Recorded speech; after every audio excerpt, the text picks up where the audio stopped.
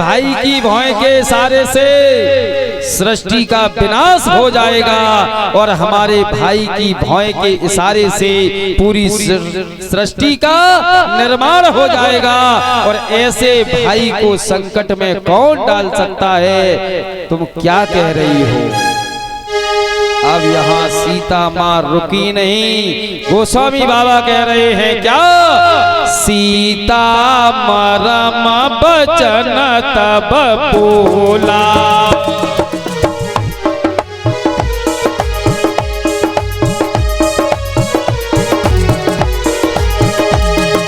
सीता मरम बचन जब बोला, हरे प्रेरित लक्ष्मण मन डोला।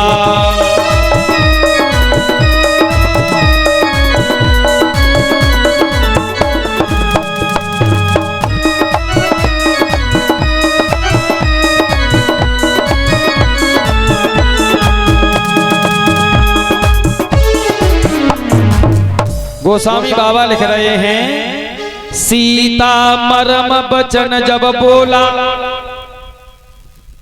अब तक सीता मैया का नाम बाबा ने बहुत सम्मान से लिखा है। सीता माँ के जन्म से लेकर के और पंचवटी तक सीता माँ आई हैं, तब तक श्री जी, जानकी जी, सीता जी इन नामों से संबोधित किया है गोस्वामी बाबा ने। और अब गोस्वामी बाबा क्या लिख रहे हैं? सीता मरम बचन जब बोला। अच्छा, बोली लिखते, सीता मरम बचन तब बोली, बोली नहीं लिखा क्या? बोला। कितना अशब्द लिखा जिसका कोई वर्णन ही नहीं है। कारण, जो पत्नी अपने पति को आज्ञा देती है, समझने का विषय है। जो पत्नी अपने पति को आज्ञा देती है वो सम्मान के योग्य नहीं रह जाती है। उसका सम्मान सनातन धर्म के वेद फिर नहीं करते हैं। अब तक सीता माँ प्रभु राम की आज्ञा का पालन करती रही, तो श्री जी, जानकी जी, सीता जी, जनक नंदनी लिखते रहे बाबा। और जब सीता मैया ने प्रभु को आज्ञा दे दी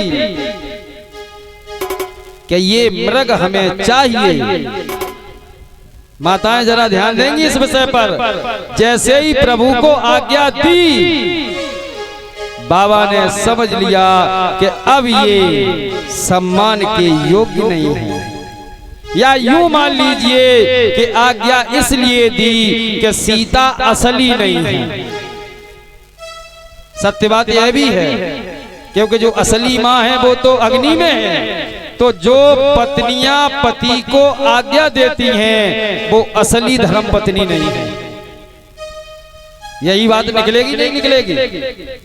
जो पत्नी पति को आज्ञा देंगी कि तुम्हें ये करना है, वो धर्म पत्नी असली नहीं है, वो केवल नकली है, फोटो है। जैसे सीता माँ फोटो है, निज प्रतिबिंब राखता सीता। तो कहने का मतलब ये है, पति को कभी आज्ञा नहीं देनी चाहिए, पति की आज्ञा का पालन करना चाहिए। और जो पत्नी पति की आज्ञा का पालन करती है उसका भगवान भला करते हैं। बोलिए राजा रामचंद्र की। इसीलिए गुरुजी दो पंक्तियां मेरी तरफ से कहना है कि पति जीवन आधार, कि पति जीवन आधार, और पति बिन सुना संसार। पति ही तो है सिंगार सभी के, पति परमेश्वर, सभी के पति परमेश्वर हैं। पति जीवन आधार, पति बिन सुना संसार। पति ही तो है सिंगार सभी के, पति परमेश्वर, सभी के पति परमेश्वर हैं।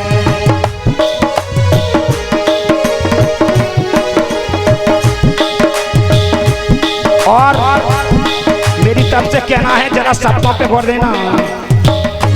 इसमें एक शब्द लगाया गया है लेकिन इसके अर्थ अलग हैं। सजना नहीं है घर में तो कुछ भी नहीं है सजना, सजना नहीं है घर में,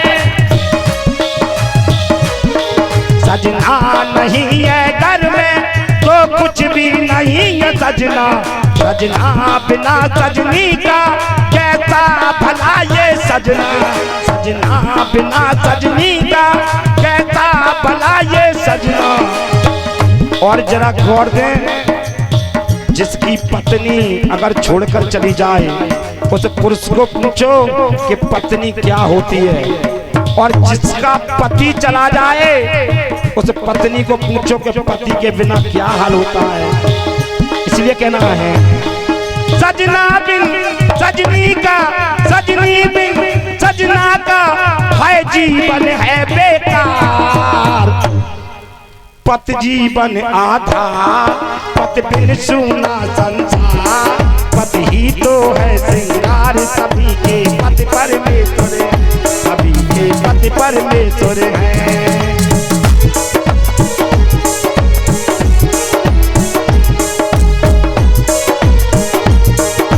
पति परमेश्वर है। बोलिए राजा रामचंद्र की जय हो। मरम वचन जब सीता बोला, हरि प्रेरित लक्ष्मण मन डोला। कुछ तो मरम वचन जानकी मैया ने कहे और कुछ भगवान की प्रेरणा से लक्ष्मण जी का मन ये कहने लगा कि हमें यहाँ से चलना चाहिए। सीता मैया ने कहा था गुरु मैया को, सीता मैया को समझाया लेकिन सीता माँ मानने को तैयार नहीं है। लक्ष्मण जी ने यहाँ लक्ष्मण रेखा खींची है, समझने का विषय है। ऐसे परीक्षित जी महाराज, भगवान राम की कथा कभी पूर्ण नहीं हो सकती, कभी कथा पूरी नहीं हो सकती, क्योंकि हर अनंत हर कथा अनंता, और कथा परसों हमें पूर्ण विराम करनी है तो हमें उसी स्पीड से चलना होगा, मजबूरी है हमारी। लक्ष्मण जी ने यहाँ लक्ष्मण रेखा खींची है। लक्ष्मण रेखा आखिर क्या है? लक्ष्मण रेखा खींच करके लक्ष्मण जी चले गए प्रभु के पास। रावण आए और किस प्रकार रावण आए हैं? उन्होंने संत का रूप धारण किया है, संत का रूप धारण कर लिया। और रावण कैसे चले हैं? एतोत चितय चला भड़ियाई, इधर उधर ताकते हुए। भड़ियाई, भड़ियाई किसे कहते हैं? जैसे आपके घर में झूठे बर्तन रखे हैं, झूठे बर्तन साफ होने के लिए रखे हुए हैं, और कुत्ता गया चुप से दबा के पैर और उनमें जाकर के मुंह डाल दिया, उसे भड़ियाई कहते हैं। एतउत चितय चला भड़ियाई, उसने देखा कि यहाँ कोई नहीं है, अब केवल सीता रह गई है। रावण पहुंचा, रावण ने भिक्षा मांगी। अपने सनातन धर्म की ये मर्यादा है कि हमारे दरवाजे से कोई अतिथि निराश होके न जाए। रावण जानता है कि हिंदुस्तान के सनातन धर्म की यह नीति है। 4 वेद 6 शास्त्र का ज्ञाता है रावण। उसने मन में विचार किया कि यदि मैं भिक्षा के नाम से जाऊंगा तो मेरा काम बन जाएगा, और भिक्षा के लिए गया। सीता माँ से भिक्षा मांगी और सीता माँ जैसे ही कुटी में अंदर गई, रावण ने अंदर प्रवेश करना चाहा तो वहां लक्ष्मण रेखा है। माताएं ध्यान देंगी वह लक्ष्मण रेखा क्या है। आप जब तक अपने घर के अंदर रहोगी, निश्चित मान लेना इस बात को, लक्ष्मण रेखा को रावण पार नहीं कर सकता। बल नहीं है रावण के अंदर, क्योंकि लक्ष्मण रेखा को जैसे ही रावण पार करना चाहता है तो उसमें से अग्नि निकलती है, अग्नि प्रकट होती है। अग्नि आखिर क्या है? आपके लिए, माताओं के लिए जो घर की दहली है परीक्षित जी महाराज, वही लक्ष्मण रेखा है। घर की जो दहली है, चाहे आपके पास मकान नहीं है, कुटिया है, फिर भी कुटिया की दहली होगी। जहां तक आप लिपाई करती होंगी उसी को दहली मान लीजिए, और उसके अंदर कोई रावण प्रवेश नहीं कर सकता, इस बात की गारंटी है। आपके साथ अनर्थ तभी होगा जब आप उस लक्ष्मण रेखा से बाहर आ जाओगे। अपने घर की दहली से जब आप बाहर आ जाओगी तभी अनर्थ होगा, वैसे अनर्थ हो नहीं सकता। क्यों कि कोई भी रावण, कोई भी दुराचारी दहली के अंदर प्रवेश करेगा तो दहली पर पैर रखते ही उसके अंदर अग्नि प्रकट हो जाएगी। कौन सी अग्नि प्रकट होगी? भय की अग्नि प्रकट होगी कि मैं फंस जाऊंगा। इसलिए विचार करना है, कभी भी घर से बाहर अकेले नहीं जाना चाहिए। लेकिन समय का परीक्षित जी महाराज कुछ कह नहीं सकते। अब तो युग कलयुग है, भले ही सरकारें बहुत इंतजाम कर रही हैं, तो सब इंतजाम सरकारों के ऊपर ही नहीं है, कुछ हमारा भी कर्तव्य है कि हमें कैसे जीवन यापन करना है। फिर सरकार को दोष दो तो ये गलत है या नहीं है? हमारा भी तो कोई कर्तव्य है, हमें अपने घर से बाहर अकेले नहीं जाना चाहिए। सीता माँ जैसे ही भिक्षा लेकर के आई और दहली यानी लक्ष्मण रेखा से जैसे ही बाहर उन्होंने चढ़ रखा, रावण अपने रूप में आ गया। अपने रूप में आया और सीता मैया को पहले रावण ने यहां भी प्रणाम किया है, मन में प्रणाम किया, और सीता मैया को जबरन रथ में बिठा लिया और रावण सीता मैया को लेकर के जा रहा है। सीता मां विलाप करने लगी कि अब मुझे बचाने वाला कौन है? और सीता मां कह रही हैं, हा लक्ष्मण, हा लक्ष्मण, तुम्हार नाहि दोषा, सो फल पायो जो कीने हो रोसा।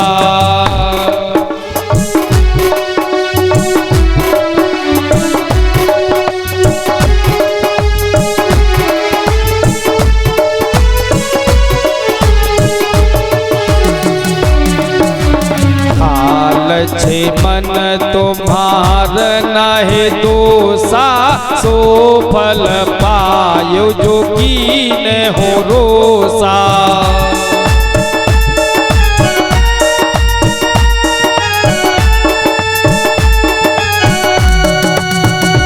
सीता माँ इस प्रकार विलाप करती हुई जा रही हैं, नेत्रों से अश्रुधारा बह रही है। दशकंदर रावण ले जा रहा है। गोस्वामी बाबा लिख रहे हैं, सीता के बिलाप सुन भारी, भये चराचर जीव दुखारी।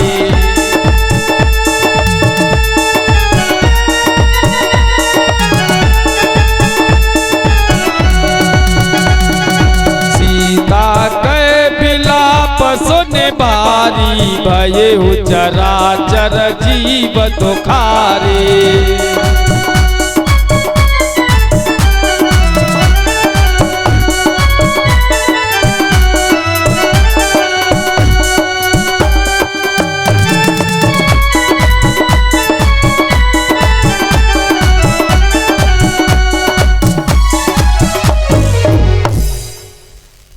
सीता के बिलाप सुन भारी,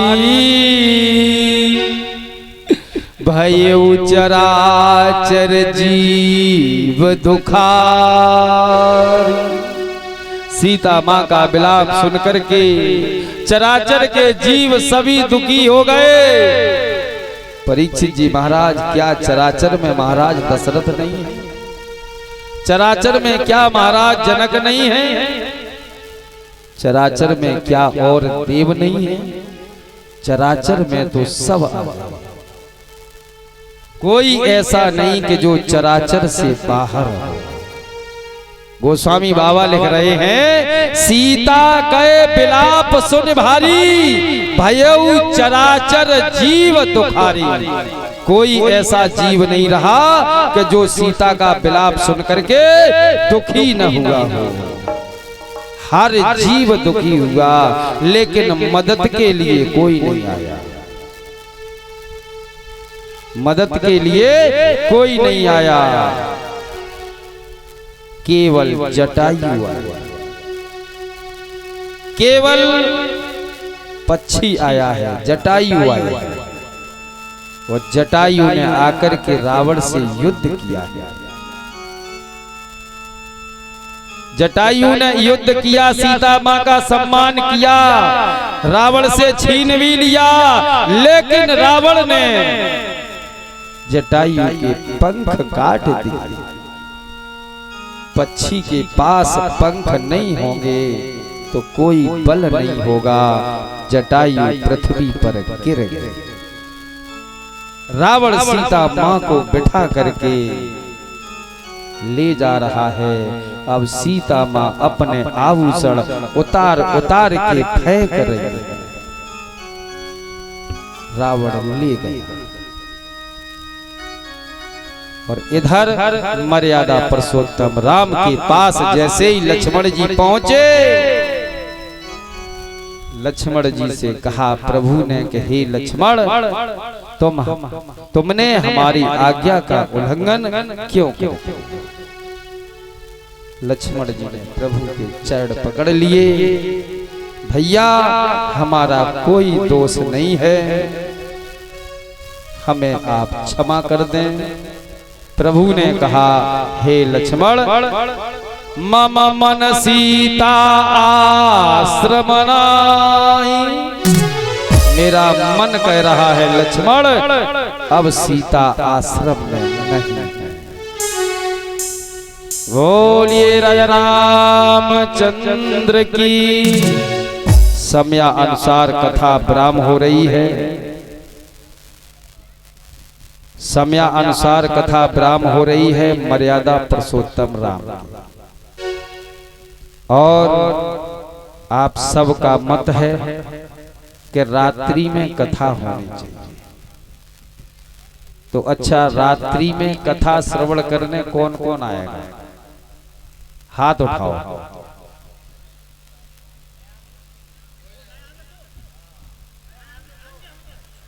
नहीं, रात्रि में देखिए, ये भगवान की कृपा है कि जो दिन में तो कथा हो ही रही है, और आप लोग यदि चाहते तो पहले दिन से रातों दिन कथा हो सकती थी, और आप लोगों ने चाहा कि आज से हो जाए तो आज से हो जाएगी।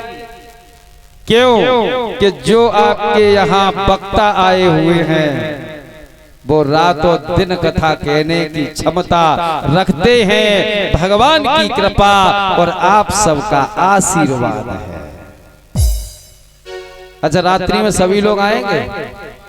देखिए, आप लोग आएंगे तो हम आज भी कथा कहेंगे, कल भी कहेंगे, और आप चाहेंगे तो परसों भी कह देंगे।